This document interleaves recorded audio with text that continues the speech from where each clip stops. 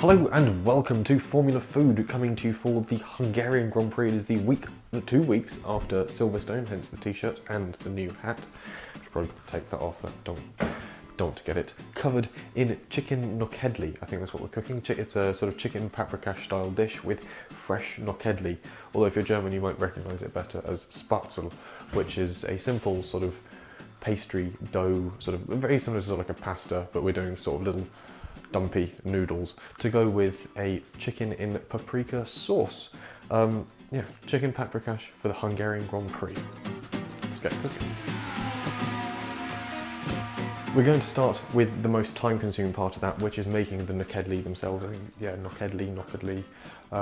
Can't remember how it's supposed to be pronounced, but all it is 500 grams of plain white flour combined with 4 eggs, a little bit of salt and some water mixed together in a bowl, and then typically to get the little sort of lumpy shapes you would either put it through a potato ricer, or I think because we don't have one of those we're just simply going to break the bits off by hand and make the little dumplings from the master lump of dough. So will probably look quite good as a time lapse or a sped up bit of footage, so we'll cut to that and play some vaguely Hungarian sounding music.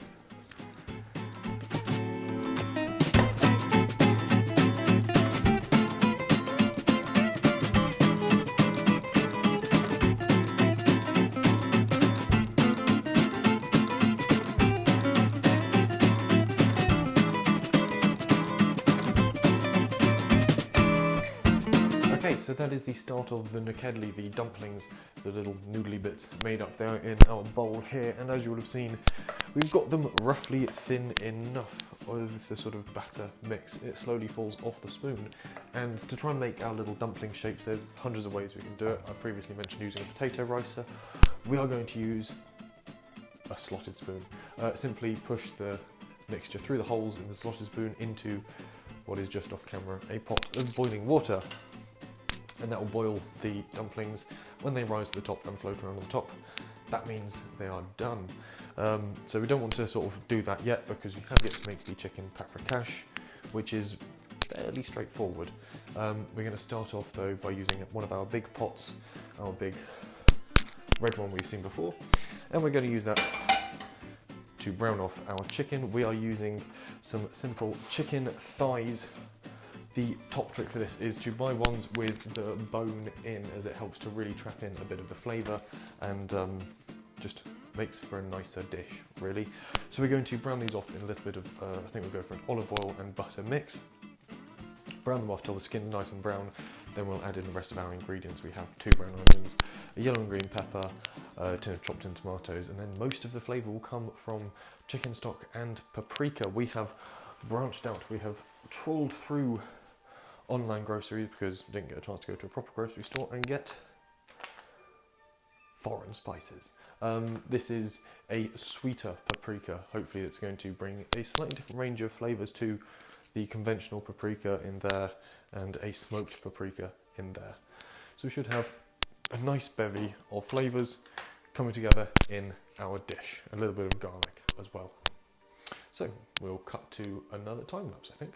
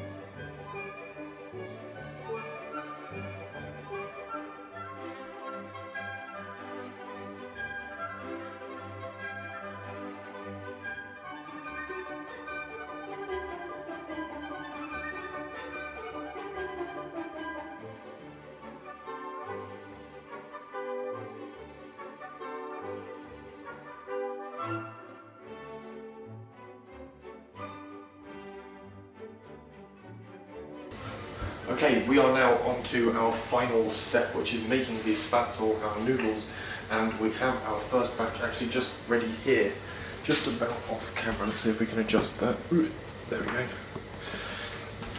just here in this pan that is trying to bubble over furiously, is the first batch of our spatzel, our noodles, our little, very simple dumplings. And there is a trick to getting them done, and that is one working in batches, so they're not too soft.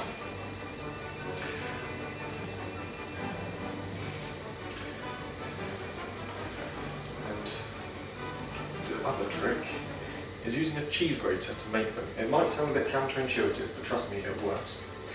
I need some sort of sloppy spoon to get the rest of those ones out. But we'll pop these ones in our side oven to stay warm.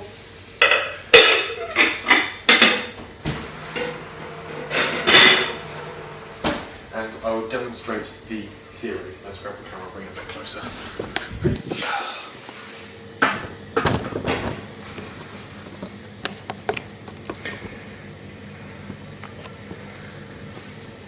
So as you can see, we have our water boiling away. We have one cheese grater and a bowl full of our dough. One ladle full. Wait for it to stop gooping. And put it onto the top back of the cheese grater. Try and fill it as best you can.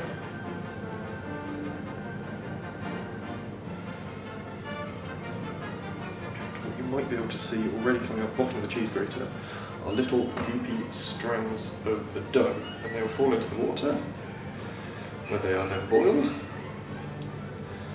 and become dumplings. Ingenious. Look at them. And pretty much when they start rising to the top, that's when they're cooked and done. And work in batches, you don't want to overcrowd the pot, otherwise they will start clumping together. Once they're all done, transfer them to an oven dish, keep them warm until you're ready to serve up. So I'm going to keep doing this until I've used up all my batter, and maybe some time.